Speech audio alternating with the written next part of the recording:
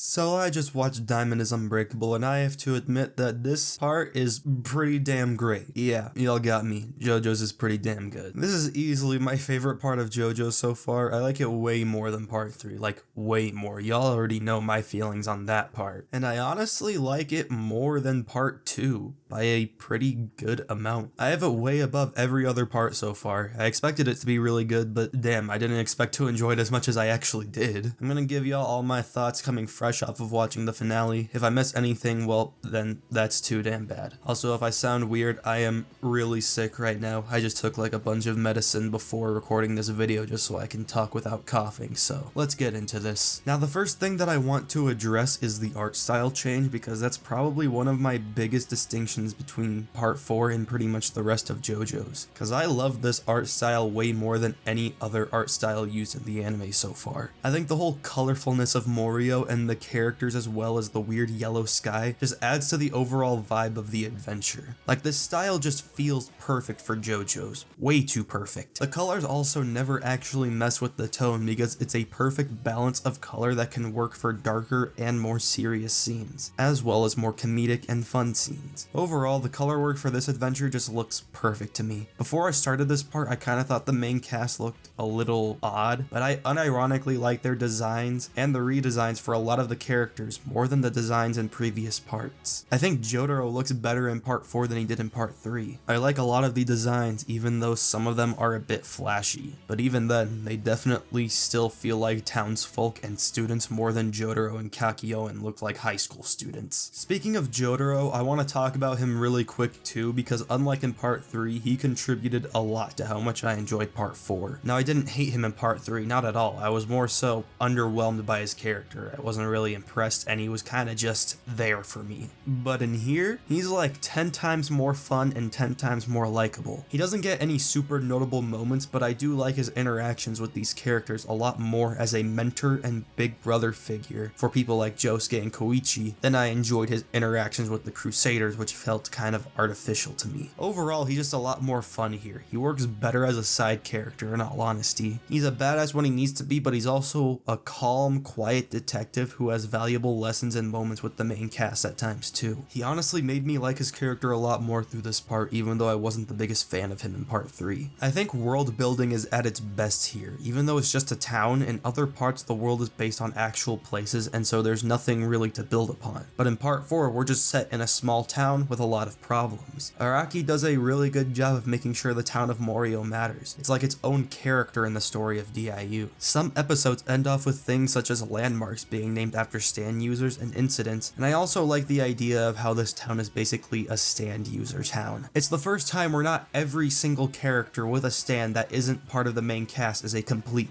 dick. Some stand users are just using their power for their job, and I really like that. Not everyone with a stand has to be some big fighter or villain. It makes this town feel a lot more real. I think pacing as a whole is done a lot better here too. The season is obviously shorter, and there were lots of times in part 3 when I was getting bored and I felt like things were dragging out for way too long. I didn't feel like that here though. There are a couple moments that are a little boring, but for the most part it's never losing my interest. I finished part 4 way faster than part 3, and I think that says enough about it. Though I will say the pacing for the final episode was just a little too fast for me, but it's not hurting it by doing so. It's just a small little nitpick. It has a good balance of super big and important episodes as well as more fun and playful slice of life episodes. The first half of Diamond is Unbreakable has its own main villain and plotline to follow until Joseph arrives. Then it takes a bit of a break for more character focused episodes until we start getting back into the main narrative when the new main villain gets introduced. And don't worry, we'll get to him later on. I like the whole vibe this part was going for as well. This adventure mixes slice of life, murder mystery, and action all together, and it creates a lot of creative scenarios going through it. Like, there's a few episodes near the end where Josuke and Okuyasu need to fight this guy who lives in a cell tower without getting stuck inside, or they'll become part of the tower, and it just shows off Araki's insane creativity so much. Stands and plot lines are a lot more creative in part 4 than they were in part 3. Again, everything just works perfectly together in part 4. It's hard to pick a favorite episode in Diamond is Unbreakable because there's just so many good ones. This part is really consistent with its stories and everything always feels fresh. One of my favorite episodes is when Josuke and Joseph actually spend some time together as father and son. They have to take care of an invisible baby that turns more invisible when he gets stressed out, and I think it built a lot of character both for Josuke and Joseph and made their relationship, despite being a bit rocky, feel real and pretty wholesome as well. It is nice to see that Joseph is still a good guy willing to do anything to help out no matter how senile he is. Although I will say, I don't really know how to feel about him cheating on his wife. That doesn't really sound like something Joseph would do. Overall, the cast is just so strong in this part. It's easily the most stacked and consistent of any in the series up until this point. There isn't a single character in this part that I don't like. My personal favorite is hard to choose, but I might go with Rohan for this. He starts out as this really creepy mangaka who is kind of a commentary on how weird mangaka actually are in real life, but later on he becomes a character that, despite being petty and immature, still has a heart and will to help out with others. His backstory also hits pretty hard, and it's not very often where you even get a backstory in JoJo's, so I liked it a lot. Rohan is a pretty great character. I was getting ready to dock points off of part 4 because of how hard Araki was playing with my heart when he had him blow up twice, but thankfully he survived, so that's another win for me. Another one of my favorite characters lived to see another day after the finale. The main cast in general is just very strong here. The main trio of Josuke, Koichi, and Okuyasu is honestly perfect. All of their interactions together feel very real, and they all have a lot of charm and personality to them that make them hard to hate. Not to mention they all have very good depth and character development. Okuyasu's whole arc and motivation surrounding his brother and his dad help make him easy to love and root for, and his friendship with Josuke is very endearing.